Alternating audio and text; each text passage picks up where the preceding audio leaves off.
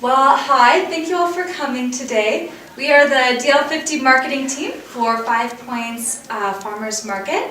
And so we were assigned by Jasper, the owner of 5 Points Market and Restaurant, to market her farmers market. So that is the project we've been working on this semester, and we are excited to share with you what we've done. My name is Marilyn Mews. I'm Samantha Johnson. I'm Kochanowsky. And Anna Koehler.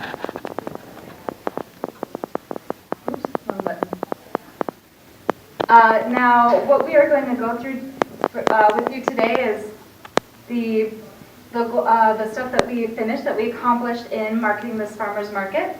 So we have a list of vendors, a website layout, we have a vendor questionnaire, we have A-frame designs, the branding guide, a sample poster layout, radio advertising, and the snap process. So this is what we accomplished and what we will be explaining for you. Oops, wrong one again, sorry. To begin, we noticed a lack of vendors at the farmers market presently, and so we went ahead and found a number of vendors who could potentially participate in the farmers market. We found these vendors through field work and online searching of local farmers markets here in Tucson, and we came up with a total list of 20 potential vendors. These vendors These vendors sell products ranging from tea, milk, cheese, baked goods, plants, and more. And on our list, we've included their business, what they sell, and contact information in the form of a phone number, email, or physical address.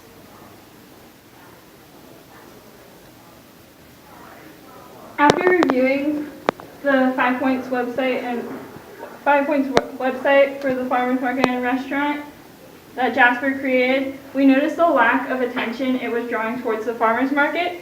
In response to this, what we came up with was a simple layout for the website layout for the farmers market. It will address the vendors, the company, their names, the city, and about paragraph. This about paragraph usually has why they started it, what they do, what they produce. With this at the bottom left-hand corner, we also have the hyperlink tags of social media, Instagram, Facebook, Twitter, YouTube, whatever you would like to use.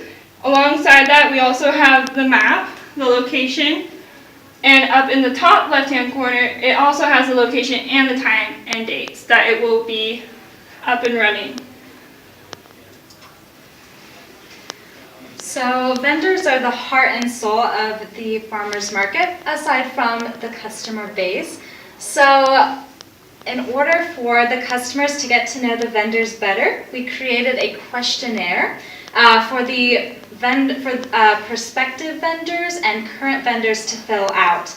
So this form has basic contact information, and it goes into the company's history, what they're selling, and especially if the products are sourced locally or not, which is a main mission and goal of the farmers market, is to be local and to have only food products sold.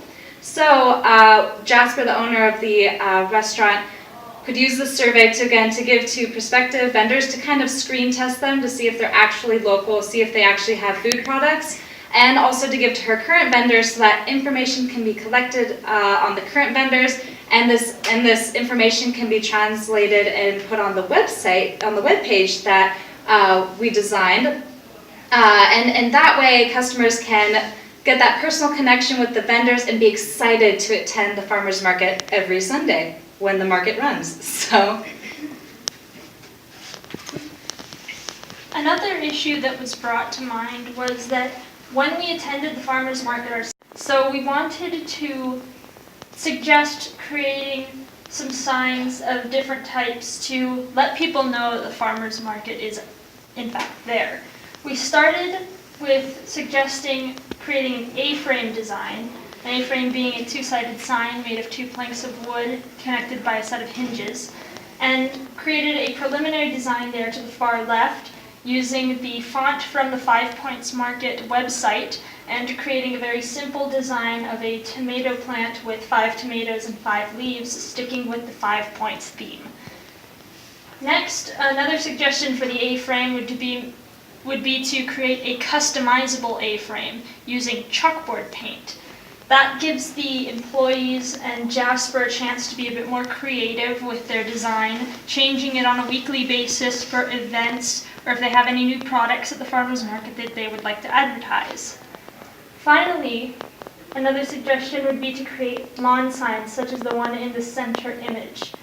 And they would include any sort of logo designs that Jasper would like to include along with their location and times of operation of the farmers market, just so that people around Tucson will know that the farmers market is in operation. So again, we noticed that advertising wasn't really very big for the farmers market, and so what we did was we created something called a branding guide to help make marketing and advertising easier for Jasper. And it's essentially just a book of phrases that the household height, their average income, and the ethnicity of each of these 18 neighborhoods.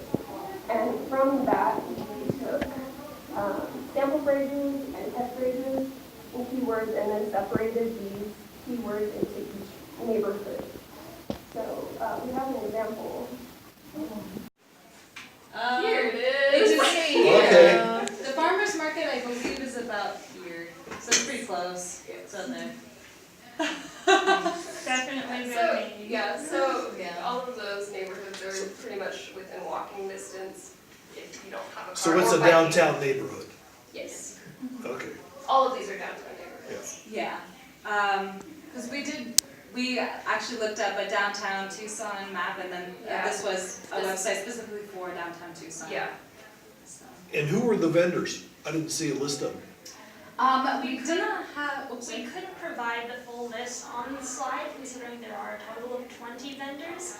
But we do have, like I said before, we have vendors that specialize in selling cheese, such as the vendor that we particularly found was Peace, Love, and Cheese, was the vendor we found for that.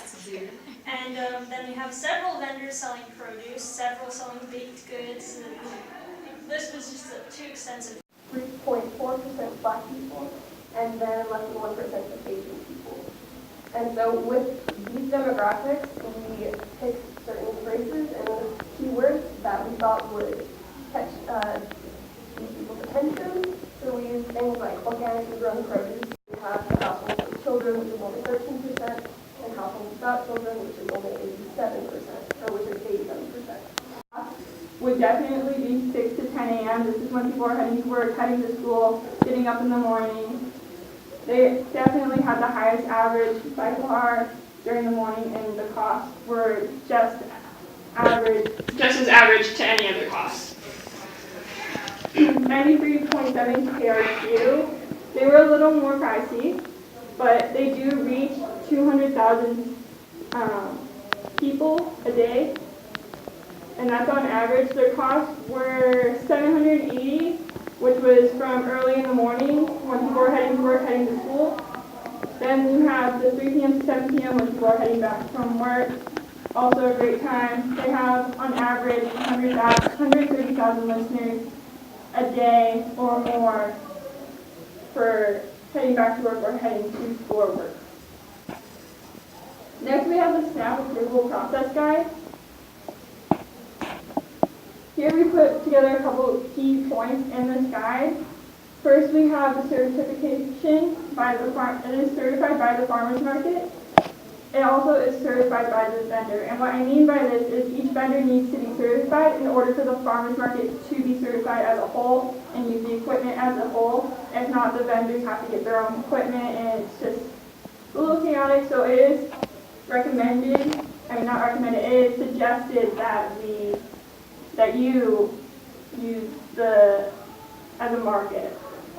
You are licensed by the Food and Nutrition Service. The Food and Nutrition Service will license you once all your vendors and you yourself have gone through the training. These trainings are manuals and videos. There are no tests, but they do trust you to know. So when a food inspector does come in or any type of inspector that they send, you're not breaking the rules and you're following guidelines. Next is the need to apply for EDT equipment. This follows also the token program that you might want to do with your vendors. The EDT equipment is you either need to rent out or purchase your own. I would highly suggest on renting it. It is free to farmers market and only farmers markets. You can apply. There's only so many per year that are given out. To reimburse your farmers, you will need to come up with a system that will be, I guess you could say, efficient. My suggestion is use the EBT equipment as you would handing out money when people need cash. And then you can hand out tokens that same way as handing cash. The only thing that you cannot sell to your farmers is anything pre-cooked, and you can't sell livestock. Seeds and produce are okay. So selling seeds helps people afford food more efficiently and not always have to worry about payment, which is nice. SNAP members, you need to only sell it to SNAP members. Additional helpful links, the training guide, the manual, the guide of how to get through it all is all in the final report.